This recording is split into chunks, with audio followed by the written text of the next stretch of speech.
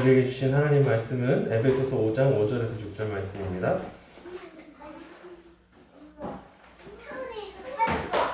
에베소서 5장 5절에서 6절 말씀. 제가 가지고 있는 성경, 신약성경 315페이지에 있습니다.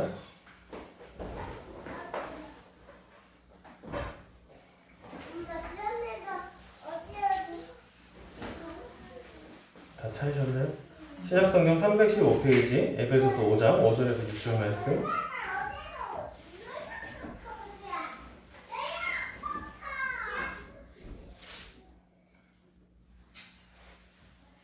네, 합독하도록 하겠습니다. 시작.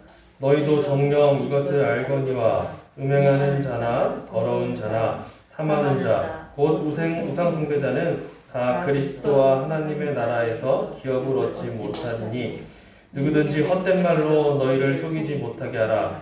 이로 말미암아 하나님의 진노가 불순종의 아들들에게 임하나니. 아멘.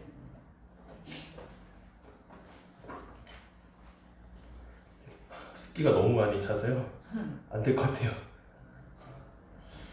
날이 더워지니까 습도도 좀 올라가고 제가 눈이 안 좋아서 안경을 포기할 수는 없고 마스크를 포기해야 될 것 같아요. 오늘 말씀은 계속해서 이제 EUCT 교리문답 18번째 시간입니다. 28문 질문은 뭐냐면요. 하나님은 우리의 불순종과 우상숭배를 벌하시지 않습니까? 라는 질문이에요. 하나님께서 우리의 불순종과 우상숭배를 벌하지 않으십니까? 그리고 그에 대한 대답으로는 아닙니다. 모든 죄는 하나님의 주권, 거룩하심, 선하심과 그분의 의로운 율법을 거스릅니다. 따라서 하나님은 우리의 죄에 의로운 분노를 보이셔서 이 땅의 삶과 다가올 삶 모두에서 공의로운 심판으로 그 죄들을 벌하실 것입니다. 라고 말하고 있습니다. 이게 내용 같이 읽어보면 되게 좋은데 다음 저는 이게 주보에 조금 넣을까도 생각을 해보고 있어요. 그러면 이렇게 좀 좋을 것 같아요. 계속해서 우리가 살펴보고 있었던 내용을 한번 돌아보면요. 율법을 통해서 우리가 죄인이다라는 것을 우리가 깨달았습니다. 그렇죠? 그래서 율법을 통해서 우리가 죄인이다라는 것을 깨닫고 이 죄라는 것을 정의할 때 우리가 단순히 이 범죄를 생각하기 쉬웠는데 이 범죄가 아니라 하나님을 거부하는 것, 하나님을 무시하는 것, 하나님과 상관없는 삶을 살아가는 것, 그것이 바로 죄다라고 말하는 거죠. 그리고 이러한 죄는 우상숭배의 형태로 나타나게 되는 겁니다. 우리가 하나님 외에 다른 것을 의지해서 우리의 욕구를 채우려고 한다거나 다른 것들을 갈망하는 그 모든 대상, 그것이 바로 우상이고 그것을 의지하게 되는 우리의 마음, 그것이 바로 우상숭배인 것이죠. 그래서 오늘의 말씀을 통해서 우리의 죄의 결과인 이 우상숭배, 그리고 하나님을 거부하고 무시하고 하나님 없이 살아가는 것, 그것이 바로 불순종이라고 할 수 있는 거죠. 그래서 우리 죄의 결과인 우상숭배와 불순종에 대해서 하나님은 우리에게 어떻게 말씀하고 계시는가, 이것을 살펴보도록 하겠습니다. 먼저 하나님께서는 이 죄에 대해서 형벌을 내리시는 분이시죠. 왜냐하면 하나님께서는 의로우신 분이기 때문이에요. 하박국 1장 13절에서는 이렇게 말합니다. 주께서는 눈이 정결하심으로 악을 참아보지 못하시며 패역을 참아보지 못하시거늘. 이 말은 하나님께서는 죄악에 대해서 차마이 눈으로 보지 못할 정도로, 정말 참지 못할 정도로 의로우신 분이라는 거예요. 그러므로 모든 죄악에 대해서는 하나님께서는 공의로 심판하시고 그 심판의 결과로 내리시는 형벌 역시도 공의롭다라고 할 수 있습니다. 그런데 하나님께서 말씀하시는 이 죄의 본질을 생각할 때 하나님과의 관계에서 나오는 죄이기 때문에 하나님을 거부하고 하나님을 무시하고 하나님과 상관없는 삶을 사는 것이 바로 이 죄라는 것을 알 수 있죠. 그러므로 하나님의 형상으로 창조된 인간만이 이러한 죄를 짓습니다. 동물이 하나님을 거부하나요? 동물이 하나님을 무시할까요? 아니면 이 자연이, 이 우주 만물이 하나님을 무시할까요? 그렇지 않다는 거죠. 하나님의 형상으로 창조된 오직 우리 인간만이 하나님과 관계를 맺고 있고 인격적인 관계를 맺고 있고 인격적인 관계를 맺고 있기 때문에 우리 인간만이 하나님을 무시할 수 있습니다. 하나님을 거부할 수 있고 하나님과 상관없는 삶을 살아가기 때문에 우리 인간이 인간이 어떠한 자연의 것들보다 가장 큰 죄인이다라고 할 수 있는 것이죠. 그래서 우리 사람에게 내려진 하나님의 심판이 무엇이죠? 그것은 우리가 이 땅을 살면서 받게 되는 형벌이 있고, 그리고 우리가 죽음 이후에 받게 될 이 두 가지 형벌로 나눠서 생각해 볼 수가 있습니다. 먼저 우리가 살면서 받게 되는 형벌은 이 세상에서 우리의 이 물리적인 생명이 계속 유지되는 동안, 한마디로 이제 죽기 전까지, 우리의 육신이 이제 죽음을 맞이하기 전까지 받게 되는 모든 형벌을 얘기합니다. 창세기 3장 16절을 보면요, 하나님은 여자에게 잉태하는 고통을 크게 하셔서 이 자녀를 수고하여서 낳게 된다라고 말합니다. 자녀를 낳으실 때 쉽게 낳으신 분이 없죠, 그렇죠? 요즘에는 무통주사라는 게 있어요. 무통주사라는 게 있어가지고 저희 집사람이 굉장히 아니죠. 나름의 고통이 있었겠지만 예전에는 더 많은 이제 고통이 있었을 거예요, 그렇죠? 이 죄악의 결과라는 거죠. 그리고 또한 여자는 남자를 원한다, 남편을 원한다. 그리고 남편은 너를 다스릴 것이다라고 얘기를 하는데요. 이것은 남자와 여자 사이에, 남편과 아내 사이에 갈등이 일어나게 될 것을 말하는 거예요. 그래서 최초 인간관계가 바로 이 부부의 관계에서부터 시작되는데, 이 인간 역사 최초의 이 관계에서부터 갈등이 시작이 되는 거고, 이 갈등은 여자가 남자를 원하는 것에서부터 시작되는데, 이것이 단순히 어떠한 여자가 남성을 어떠한 성적으로 원한다거나 이러한 의미보다는 여자가 남성을 다스리기를 원한다는 그런 의미가 있습니다. 그래서 다 우리가 이제 저만 이게 지금 남자인 것 같은데, 이 아내들이 항상 이 남편을 다스리려고 하는 그 마음들이 다 있죠. 예. 저희 집사람 눈치를 봐야 되는데, 그런데 마음은 다스리고 싶은데 어떻게 해요? 역으로 하나님은 남자가 너를 다스릴 것이다 라고 얘기를 하는 거예요. 그러므로 이 두 마음 가운데 늘 갈등이 생기게 되는 겁니다. 이것은 처음 하나님께서 이 아담을 만드시고 이 모든 만물들을 창조하셨을 때, 다른 이 동물들에게는 이 돕는 배필이 필요하게 해서 암컷과 수컷을 만들었는데, 이 남자에게는 이 돕는 배필이 없으므로 그가 이제 외로워하고 그에게 이제 필요하기 때문에, 그가 이제 다른 여성이 필요했기 때문에 여자를 만드셨죠. 그래서 돕는 배필로 이제 만드시고 한 몸을 이룰지다라고 말했는데, 그 최초의 인간 관계에서부터 이 형벌로, 하나님의 이 형벌로 인해서 갈등이 시작이 되기 시작하는 거예요. 인류의 대표인 아담과 하와의 죄로 인해서 모든 인류에게 원죄가 들어온 것처럼, 인류의 시작인 이 부부관계, 인간관계의 시작인 부부관계를 통해서 모든 사람들이 서로 대립하고 갈등하고 투쟁하는 그런 역사가 이제 시작이 되었다는 거예요. 그래서 실제로도 우리 모든 인간관계, 그리고 나라와 나라 간, 이 세력과 세력 간에는 항상 다툼이 있고 항상 투쟁하고 쟁취하려고 하는 그런 역사 가운데 모든 것들이 진행되는 것을 볼 수 있죠. 그리고 서로 화목해야 되는 부부 사이에서도 저희는 화목하죠. 투쟁하고 갈등하는 그러한 일들이 단순히 그냥 우리 성격 차이가 아니라 하나님의 형벌, 하나님의 진노 가운데 있는 이 죄악의 결과로 나타난다는 거예요. 그리고 남자에게는 어떠한 형벌을 내리셨나? 평생 수고하여야 그 소산을 먹을 수 있다라고 말씀하시는 거죠. 이것은 노동의 대가를 통해서만 이 땅의 식물을 먹을 수 있다라는 것을 말합니다. 그 이유는 사람이 범죄를 했죠. 그래서 땅이 저주를 받게 되고 그 결과 가시와 엉겅퀴가 생겨나게 된 것을 알 수가 있습니다. 이 가시와 엉겅퀴라는 것은 하나님께서 창조하지 않으신 다른 어떠한 것들이, 새로운 것들이 생겨났다라는 것을 말하는데, 이것은 대표적으로 자연적인 그런 악들을 말하는 거예요.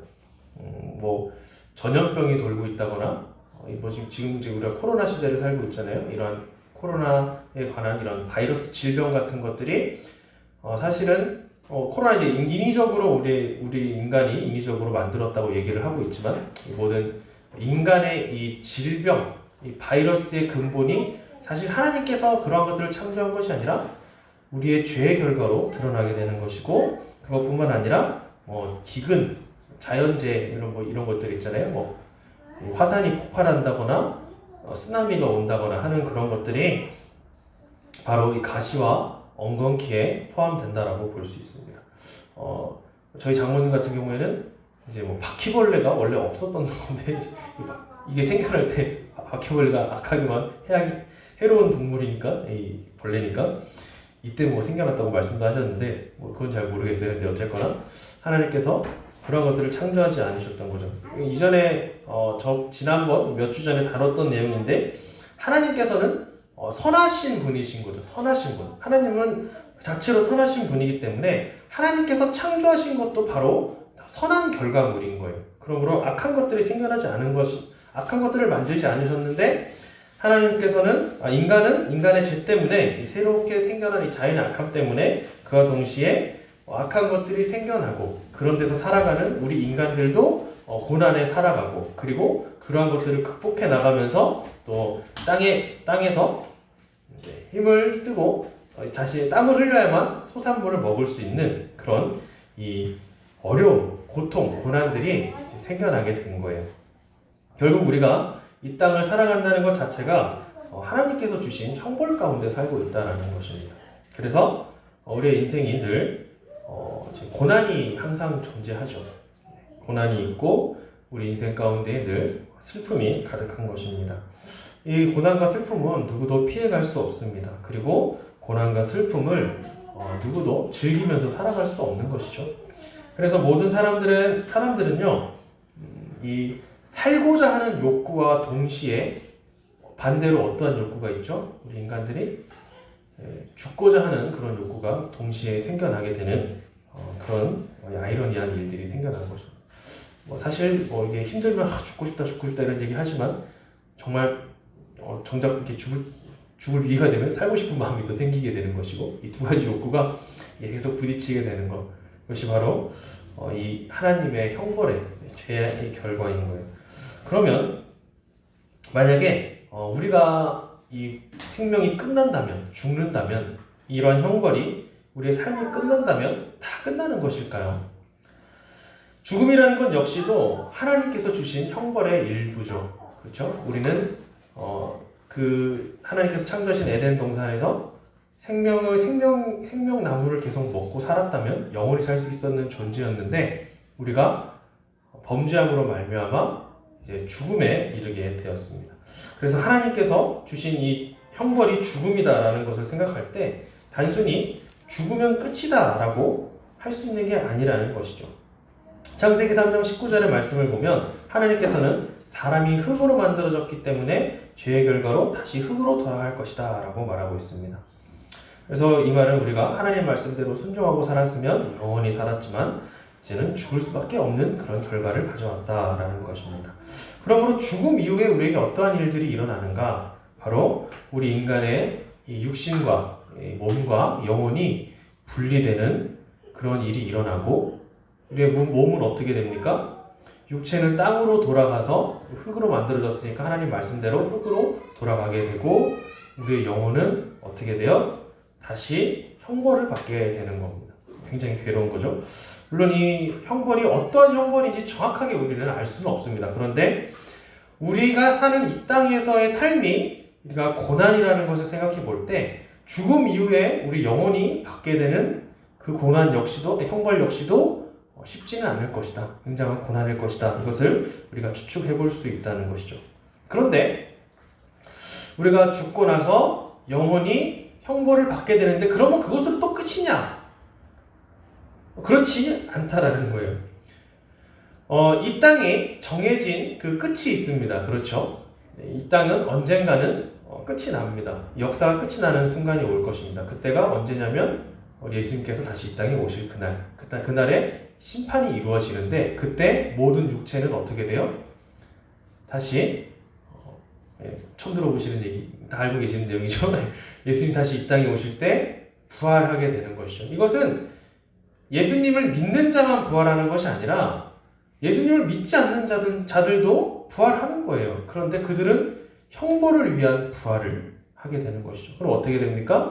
이제 그 사람들은 육체도 부활해서 다시 영혼과 육체가 영원한 형벌 가운데로 이제 떨어지게 되는 것이죠. 그러므로 우리의 이 인생을 한번 생각을 해볼 때, 이제 제가 그때 젊은 나이에 어르신들을 모시고 인생이 뭐냐라고 얘기하는 게 굉장히 신뢰가 되는 얘기지만, 우리 인간의 이 비참함과 우리 인생을 생각을 해볼 때, 이 땅에서 살아가는 것 자체가 고난이고, 죽어서도 고난이고, 그리고 어떻게 해요? 부활해서도 고난이다. 예수님의 형벌 가운데 살아가야 된다. 굉장히 고난의 인생인 거예요. 죽어서도 고난을 받고 다시 부활해서도 영원히 끝나지 않는 영원한 형벌 가운데 살아야 되는, 그것이 바로 인간의 삶이다. 그렇다면 우리는 이러한 하나님의 형벌, 정말 우리의 일생 동안 고난받게 하시고 죽어서도 고난받게 하시고 부활에서도 고난받게 하시는 하나님의 형벌에 대해서 우리가 어떻게 받아들여야 되느냐 이거죠. 어떻게 받아들여야 되는가? 분명 하나님께서는 사랑이시다, 하나님 은혜의 하나님이시다라고 하는데, 왜 하나님께서는 우리 인간에게 하나님의 형상으로 창조하셔서 보기 심히 좋았더라라고 한 이 사람을 그 일생을 형벌로 다스리시고 죽어서도 벌을 내리시고, 그것도 모자라서 부활 이후에도 계속 영원한 형벌을 주시는 것일까요? 이것이 우리 인간의 입장에서 너무 억울한 일이 아니냐, 너무한 처사가 아니냐, 하나님께서 너무 심하게 우리를 형벌하시고 심판하시는 것이 아닌가라고 우리가 생각하지 않을까요? 그런데 처음 말씀드린 것처럼 하나님께서는 공의로우신 하나님이시다. 공의로우신 하나님이기 때문에 우리의 죄를 미워하시는 거예요. 죄를 결코 용납하실 수 있는 그런 분이 아니라는 것입니다. 그래서 우리는 계속해서 우리가 인간이 왜 그런 형벌을 받아야 되는지에 대해서 인식하고 있는 게 굉장히 중요했던 거예요. 그래서 율법을 통해서 우리가 정말 어느 누구도 죄인이 아닌 사람이 없구나, 이것을 깨닫는 게 굉장히 중요한 거죠. 그래서 죄가 무엇인지를 깨닫고, 우리가 그 죄를 깨달았을 때 정말 얼마나 큰 죄인인가, 인간이 너무 참 더럽고 추악한 것이다, 인간이 얼마나 큰 죄인인가, 이것을 깨닫는 게 중요한 거고, 또 우리의 삶 가운데에서 이 죄로 말미암아 우리의 이 일상적인 생활 가운데에 얼마나 많은 우상 숭배를 하며 살았는가, 이것을 인식하는 것, 이것을 우리 스스로 알고 있는 것이 굉장히 중요한 거예요. 그래야 하나님 앞에 우리가 핑계댈 게 없는 거예요. 하나님, 그래도 저는 좀 깨끗하지 않습니까? 그래도 하나님, 저는 조금 덜 죄를 짓지 않았습니까? 이렇게 할 말이 없는 거예요. 물론 하나님을 믿지 않는 사람들의 입장에서는요, 죽으면 끝이다 라고 말하기도 하죠. 그리고 일부 어떤 하나님의 말씀을 사람의 생각대로, 우리 이성적인 판단으로 해서 이 말씀을 해석하는 사람들은 어떻게 하냐면, 하나님은 사랑의 하나님이기 때문에, 하나님은 은혜가 항상 넘치시는 분이기 때문에, 하나님은 이 사람이 죽음 이후에 형벌과 심판이 없다라고 말하는 사람들도 있습니다. 그리고 하나님은 사랑이시고 은혜의 하나님이시기 때문에 정말 잔인한 하나님이 아니다. 그래서 믿는 우리들은 하나님이 이 부활에까지 우리를 인도하시지만, 하나님을 믿지 않는 사람들은 그 영혼이 소멸된다. 그러니까 이제 죽은 이후에, 이 살면서도 고통받았는데 죽음 이후에까지 어떻게 고통을 받느냐? 그렇지 않다. 그냥 죽으면 없어진다 라고 말하는 사람도 있어요. 하지만 이 성경에서는 하나님의 심판에 대해서 분명히 말하고 있습니다. 요한계시록 20장 12절을 보면 이렇게 얘기하는데요. 또 내가 보니 죽은 자들이 큰 자나 작은 자나 그 보좌 앞에 서 있는데, 책들이 펴있고 또 다른 책이 펴졌으니 곧 생명책이라. 죽은 자들이 자기 행위를 따라 책들에 기록된 대로 심판을 받으니. 그러니까 심판을 입는 겁니다. 악인이 하나님의 그 공의에 따라서 분명히 심판을 받게 된다는 거예요. 그러므로 하나님의 형벌과 심판은 우리의 삶과 죽음, 그리고 그 이후까지 영원히 우리의 죄의 결과로 인해서 계속 내려지고 있고, 우리가 죽은 이후에도 내려질 것이다. 하나님의 형벌은, 심판은 결코 멈추지 않는다. 이것을 우리가 알고 있어야 돼요. 갈라디아서 3장 10절에 이렇게 말하고 있습니다. 누구든지 율법책에 기록된 대로 모든 일을 항상 행하지 아니하는 자는 저주 아래에 있는 자라. 이게 무슨 말이냐면, 누군가가 심판이 없다라고 말한다거나 하나님의 말씀에 기록된 대로 그 말을 이제 왜곡을 하는 거죠. 하나님께서는 모든 사람을 구원하신다. 그러니까 하나님은 은혜의 하나님이시기 때문에 사랑의 하나님이기 때문에 우리가 죄를 저질러도 범죄에도 하나님은 모두를 다 구원하신다. 이렇게 얘기를 한다거나 또는 죽으면 끝이다 라고 말한다거나 이렇게 하는 사람들 물론 이 사람들이 하나님의 계획하심 따라서 어떻게 회개할 수도 있고 바르게 이제 하나님 말씀 가운데로 돌아올 수도 있겠지만 만일 그렇게 계속 생각하고 얘기한다면 그 사람은 하나님의 이 저주 아래 있는 자일지도 모른다. 우리가 이렇게 생각할 수 있는 거예요. 하나님 말씀은 결코 변하지 않는 거죠. 우리가 만약 하나님의 심판이 없다. 하나님께서 형벌을 내리시지 않고 하나님께서 심판하지 않는 하나님이시다. 그냥 마냥 사랑의 하나님이시고 마냥 은혜만 주시는 하나님이다라고 우리가 한번 생각을 해보면 어떤 일들이 일어나는지 한번 볼까요? 하나님께서 그냥 인자하시고 사랑만 하시는 분이면 사람들의 죄와 상관없이 모두를 구원하시는 하나님이라면 우리가 하나님을 믿을 수 있을까요? 신뢰할 수 있을까요? 이것을 한번 우리가 생각해 보는 거예요. 어떻게 생각하세요? 믿을 수 있는 하나님일까요? 하나님이 우리의 죄와 상관없이 모두를 구원하신다. 모두 사랑하시기 때문에 우리가 어떠한 짓을 저질러도 모두 은혜로 우리를 구원하신다. 이러면 어떨까요? 좋은 하나님 같죠? 그렇죠? 아닌가요? 질문을 자꾸 드리면 곤란해지니까 우리가 그런 하나님을 과연 믿고 신뢰할 수 있는가? 다 구원하시는 하나님. 우리가 사는 이 대한민국은요 굉장히 좋은 나라예요. 그렇죠? 아무리 이 요즘에 10대, 20대들이 우리 대한민국을 가지고 이제 부르는 이 단어가 있습니다. 헬조선. 지옥이다, 우리나라. 지옥이다 하는데 우리나라 정말 좋은 나라예요. 왜 그러냐면요. 우리가 믿는 종교 때문에 우리가 살해 협박을 당하지 않아도 됩니다. 우리가 믿는 종교 때문에 전쟁이 일어나거나 서로 대립하는 그런 일은 그러니까 유혈 사태가 일어나는 그런 대립은 잘 없어요. 그렇죠? 그래서 하나님을요 우리는 정말 은혜의 하나님, 내게 복 주시는 하나님, 우리가 믿는 하나님은 정말 인자하신 하나님, 사랑이 넘치시는 하나님, 그런 하나님으로 우리가 믿기를 굉장히 좋아해요. 안 좋아하세요? 하나님 분노하시는 하나님이 좋으세요? 사랑하는 하나님이 좋으세요? 네. 사랑의 하나님이 좋죠. 왜 그런지 한번 우리 생각해 보는 거예요. 예전에 이 독일 나치 히틀러 아시죠? 히틀러가 유대인에게 굉장히 잔인한 일들을 많이 했습니다. 그것을 이제 홀로코스트라고 합니다. 홀로코스트가 뭐냐면요. 이 아우슈비츠 수용소에서 1940년부터 1945년 초까지 유대인이랑 폴란드 공산주의자 한 130만 명을 가뒀는데요. 그 가운데 110만 명을 죽였답니다. 굉장한 거죠. 130만 명 중에 110만 명을 죽였어요. 근데 그냥 총으로 쏴 죽인 게 아니라 하루에 3,000명씩 독가스로 죽였답니다. 그리고 독가스로 죽이고 이 사람들의 이제 시체를 태우는 거죠.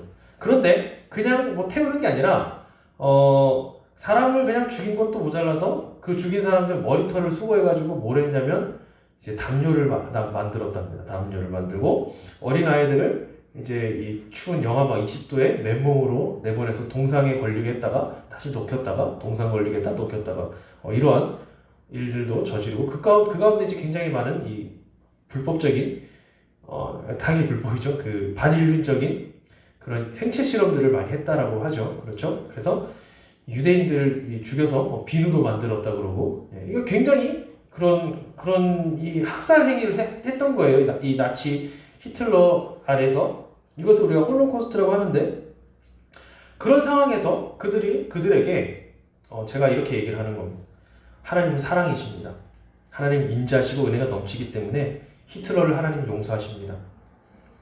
독일 나치도 동일하게 우리와 똑같이 구원받는 존재입니다. 라고 한다면 이 유대인들은 어떻게 생각할까요? 하나님을 믿을 수 있을까요?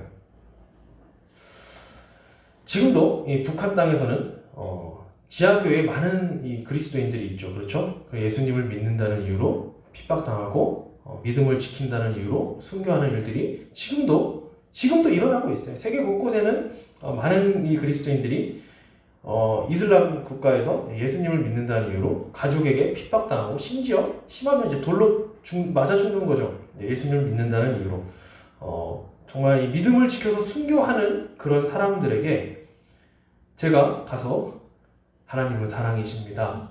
하나님은 모두를 동일하게 사랑하시고 구원하시는 하나님입니다. 라고 얘기한다면 굳이 뭐 하려고 그 사람들이 목숨 걸고 믿겠습니까? 안 그래요? 그렇잖아요? 그렇죠? 우리는 참 이기적인 존재예요. 그래서 자신에게는 굉장히 관대합니다. 자신에게 굉장히 관대하고 남들에게는 굉장히 냉철하게 판단을 합니다. 이게 무슨 말이냐면 내가 어떠한 잘못을 저질렀을 때에는 정말 관대하게 생각을 하는 거예요. 그래서 쉽게 생각하고 쉽게 용서받기를 원할 것이에요. 하지만 다른 사람들의 잘못에 대해서는 우리가 먼저 손가락질하고 비난하는 게 굉장히 쉬운 거죠. 예를 들어서 우리 자신이 한번 생각을 해봅시다. 어떤 물건을 훔쳤습니다. 정말 별것 아니에요. 그냥 가다 뭐 하나 훔쳤는데 그거 걸린 거예요. 그럼 우리가 어떻게 생각해요? 그러신 적이 없죠. 그냥 가정을 하는 거예요. 딱 걸려서 재수없어. 걸렸네. 물어줄게요. 얼마면 되는데요. 이렇게 할까? 아니면 제가 죽을 죄를 졌습니다. 정말 막 이렇게 할까요? 정말 우리 생각에 별거 아닌데. 그럼 어떻게 할까요?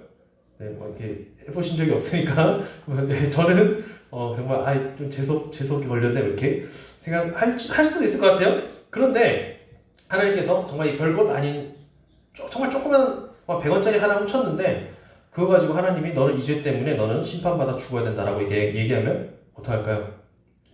하나님 앞에 우리가 어떻게 얘기하죠? 하나님 고작 그거 물건 하나 100원 하나 훔쳤을 뿐인데 하나님 너무하신 거 아니에요? 라고 생각할 거예요. 그래서 우리는 사랑의 하나님이 좋은 거예요. 용서해 주시는 하나님이 좋은 거죠. 그런데 반대로 누가 나의 물건을 훔쳤습니다. 그 물건을 훔친 범인을 잡았어요. 근데 이 범인이 죄송합니다 얘기하는 게 아니라 뭐 어쩌라고요?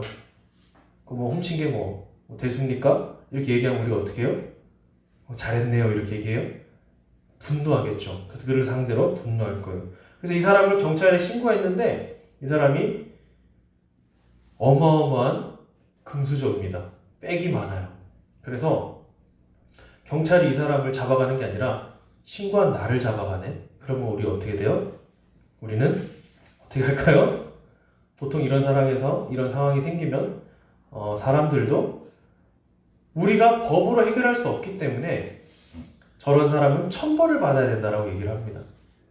그러니까 우리가 할 수 없는 우리의 법적으로 해결할 수 없는 것을 하나님이나 또는 다른 신들이 그것을 해결해 주기를 원한다는 거예요. 그게 우리의 마음인데 그런데 천벌을 내리셔야 되는 심판하셔야 되는 하나님이 그런 거 없는데 쟤나 나나 너나 쟤나 너나 동일하게 내가 사랑해 다 구원해 다 똑같은데? 라고 얘기하면 그런 하나님을 우리가 신뢰할 수 있습니까? 그런 하나님을 믿을 수 있습니까?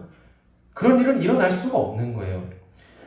만일 하나님께서 이 세상을 창조하시고 이 모든 것들을 하나님께서 만드셨는데 하나님께서 동일하게 그렇게 모든 사람에게 어떠한 심판도 내리지 않고 동일하게 한다면 결국 이 세상은 힘의 논리로 흘러가게 되어 있습니다.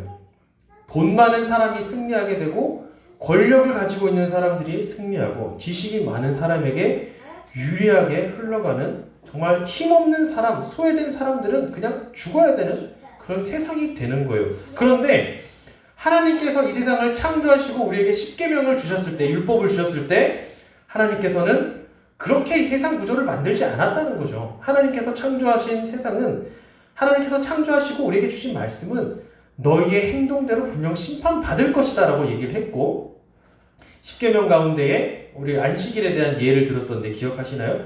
안식일을 주신 이유가 우리는 우리 입장에서는 단순히 그냥 주일 지키는 거 귀찮다 이렇게 생각하지만 그 당시에 노예들, 힘없는 사람들 그런 사람들에게 이 법으로 제정하여서 그들이 그날에 동등하게 쉼을 얻을 수 있도록 하나님께서 법적인 안정장치를 만들어 주신 거예요. 그런 하나님께서 모든 것이 동일하다, 심판이 없다라고 하신다는 건 말이 안 된다는 거죠. 하나님께서는 그래서 이 세상이 힘의 논리로 흘러가지 않고 그리고 만일 이 땅에서 해결되지 않는 죄악의 문제가 있다면 우리의 죽음 이후에 분명 심판하시는 하나님이시다. 하나님은 죄를 그냥 보지 않는 하나님이시다. 하나님은 공의의 하나님이시다. 라는 것을 분명히 나타나고 계시는 거예요. 근데 여기서 가장 큰 문제가 발생합니다. 그게 뭐냐면 결국 우리 모두가 죄인이라는 거죠. 누구도 이 심판을 빠져나갈 길이 없다는 거예요. 다 죄인이에요. 다 심판받아야 됩니다. 히브리서 10장 28장 28절에서 29절 이렇게 얘기합니다. 모세의 법을 폐한 자도 두세 증인으로 말미암아 불쌍히 여김을 받지 못하고 죽었거든. 이게 무슨 말이냐면 십계명을 어겼을 때 뭔가 이 죄를 저질렀을 때 두세 사람이 그를 증언하여서 이 사람이 잘못됐다라는 것을 말하면 이 사람은 그 법에 따라서 돌로 쳐 죽일 수 있는 거예요. 불쌍함을 여기지 않고 해. 모세의 율법도 그런데 계속 읽어드릴게요. 모세의 법을 폐한 자도 두세 증인으로 말미암아 불쌍히 여김을 받지 못하고 죽었거든. 하물며 하나님의 아들을 짓밟고 자기를 거룩하게 한 언약의 피를 부정한 것으로 여기고 은혜의 성령을 욕되게 하는 자가 당연히 받을 형벌은 얼마나 더 무겁겠느냐 너희는 생각하라. 이건 거예요. 단순 율법에서도 하나님께서 정하신 율법을 어기는 것도 이 불쌍함을 여기지 못하고 죽는데 하나님을 무시하고 거부하고 하나님과 상관없는 삶을 살아가는 자들에 대한 형벌은 얼마나 더 무겁겠느냐. 이것을 생각하라는 것이죠. 단순한 육체의 죄보다 더 큰 죄는 바로 하나님을 떠난 하나님을 거부하고 무시한 이러한 삶을 살아가는 것. 그가 받을 형벌, 우리가 생각할 때 정말 두려운 거예요. 그런데 그 형벌이 어떤 특정한 사람, 그냥 우리가 생각할 때 예수 안 믿는 사람, 하나님 안 믿는 사람, 이런 사람에게만 주어지는 게 아니라 우리의 기준에서 죄를 더 크고 더 죄를 많이 저지른 사람, 그러니까 우리 생각에 죄가 저 사람 나보다 더 나빠하는 그런 게 아니라 나는 살면서 크게 나쁜 짓을 한 적이 없는 사람입니다. 저는 법 없이도 살 사람입니다. 이런 사람도 그리고 정말 주변의 모든 사람들이 저 사람은 정말 착해라고 평가해주는 사람뿐만 아니라 이제 막 갓 태어난 정말 순수한 그 아기조차 이 말씀을 전하고 있는 저조차도 죄인이기 때문에 이 하나님의 형벌과 심판을 절대 피해갈 수 없다라고 얘기하는 거예요. 구약의 성경을 보면요, 이 전쟁의 역사들이 일어나잖아요. 하나님께서는 이방 나라들을 벌하실 때 어떻게 벌하시는지 우리가 아시죠? 그냥 사람 한두 명 죽여서 끝내나요? 그게 아니라 수천만 명을 그냥 다 몰살시켜버립니다. 그리고 성인 남자만 죽이는 게 아니라 여자와 아이까지 동물까지 싹 죽이죠.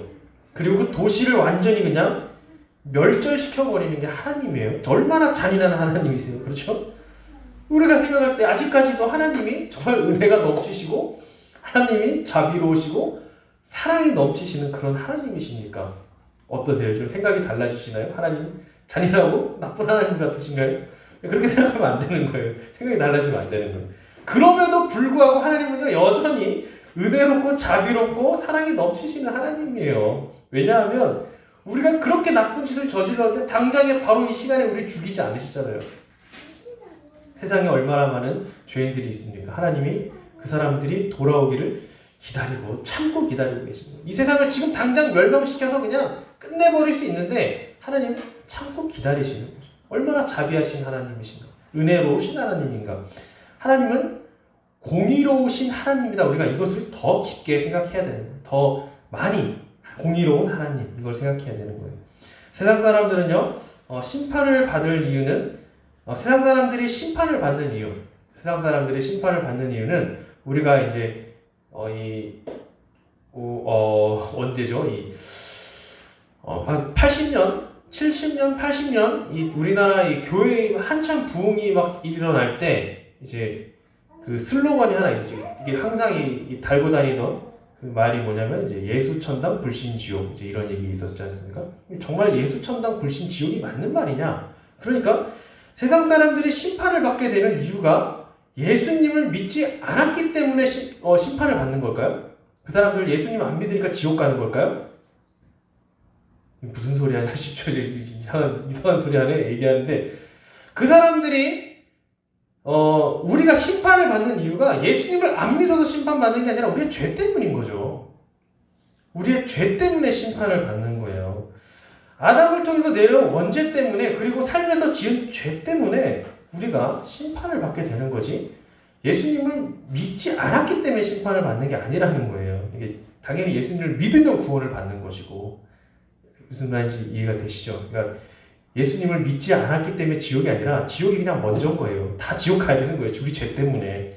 그리고 하나님께서는 의로우신 분이기 때문에 이 죄와 함께 하실 수 없는 분이죠. 그래서 우리에게 이 땅을 살면서 형벌 받고 또 죽음 이후에도 심판을 받아서 영원한 형벌 가운데 살도록 하나님께서 정하셨어요. 우리는 어느 누구도 이 심판과 형벌을 피할 수 없어요. 세상의 일부 사람들은 우리의 인생이 고난의 연속이긴 하지만 그래도 죽으면 끝이다 라고 말하기도 하고, 어떤 사람들은 사랑의 하나님, 자비 하나님이기 때문에 심판을 내리실 리가 없다 라고 믿으면서 살아가기도 합니다. 하지만 하나님은 공의의 하나님이시다. 늘 진실하시고 진리로 이 세상을 다스리시는 분이기 때문에 하나님께서 정하신 일은 그대로 실현되게 되어 있습니다. 그러므로 우리의 인생은요, 어때요? 형벌이 있는 삶이에요. 형벌 가운데 살고 있는 삶이고, 죽음 이후에도 형벌이 있는 삶입니다. 네. 이렇게 끝나면 굉장히 은혜가 안 되죠. 그렇죠? 그래서 다음 주 말씀이 이제 우리가 어떻게 형벌을 면할 수 있는가 이건데, 이제 그 말씀을 듣기 전까지는 이 한 주간 우리가 이제 어떻게 형벌과 심판을 계속 받는 게 우리 인생이구나 하고 괴로운 가운데 살 수도 있으니까, 네. 이렇게 찝찝한 게 끝나면 이제 은혜가 되지 않으니까 우리가 다 알고 있는 예수님의 은혜를 한번 생각해 보는 거예요. 로마서 5장 8절에 이렇게 얘기를 합니다. 우리가 아직 죄인 되었을 때에 그리스도께서 우리를 위하여 죽으심으로 하나님께서 우리에 대한 자기의 사랑을 확증하셨느니라. 우리가 아직 죄인 되었을 때에 그리스도께서 우리를 위하여 죽으심으로 하나님께서 우리에 대한 자기의 사랑을 확증하셨느니라. 예수님께서는 우리가 죄인인 것을 아시고 또 우리에게 이런 형벌과 심판이 있다는 걸 알고 계신 거예요. 그래서 그것 때문에 우리를 위해서 우리를 위해서 십자가에서 죽으신 거예요. 그것이 하나님의 사랑이다. 그것이 하나님의 사랑이다 라고 말하고 있습니다. 우리 스스로 할 수 없는 이 죄의 문제들, 어떠한 사람도 해결할 수 없는 형벌과 심판의 결과를 대신 해결하시기 위하여 하나님의 공의를 혼자서 만족시키신 분이 바로 예수님이시고, 그 사건이 바로 십자가의 사건인 것입니다. 우리가 하나님의 은혜 가운데 살아갈 수 있는 것은, 그래서 이 자리에 나와서 함께 예배 드릴 수 있는 것은, 우리가 이 세상의 어떠한 다른 사람들보다, 우리 주변 어떤 사람들보다 조금 더 나은 사람이라서가 아니에요. 우리가 죄를 조금 덜 지은, 그래도 조금 깨끗한 사람이라서가 아니라 우리를 사랑하시고 우리를 위해서 죽으신 예수님 덕분인 겁니다. 이 사실을 늘 기억하시기를 바랍니다. 그래서 내 자신을 바라볼 때 나는 여전히 죄인이지만, 나는 여전히 형벌을 받고 심판받아야 될 죄인이지만, 이제는 예수님의 은혜가 우리의 정죄가 사라진 삶으로 우리를 변화시켰다. 이것을 늘 기억하시고 그것에 감사하며 살아가는 우리 모두가 될 수 있기를 주님의 이름으로 소망합니다. 기도하겠습니다. 하나님 감사합니다. 하나님께서는 공의의 하나님이시기 때문에 하나님의 말씀을, 하나님의 법을 스스로 어기실 수 있는 분이 아니신 걸 압니다.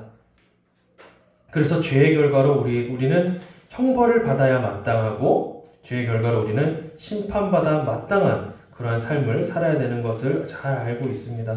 하나님, 우리가 늘 사랑의 하나님, 은혜의 하나님, 인자하신 하나님만 바라보는 것이 아니라 공의로우신 하나님을 생각하며 나아갈 때에 우리의 이 죄의 무거움을, 죄의 결과의 무서움을 생각하며 살아갈 수 있게 도와주시고, 내 힘으로 그것을 이겨낸 것이 아니라 우리를 위하여 아직 죄인 되었을 때에 우리를 사랑하시는 하나님의 사랑으로 십자가에서 죽으신 예수님의 은혜에 감사하며 늘 살아갈 수 있는 우리 모두들 될 수 있도록 도와주시옵소서. 감사합니다. 이 모든 기도 예수님의 이름으로 기도합니다. 아멘.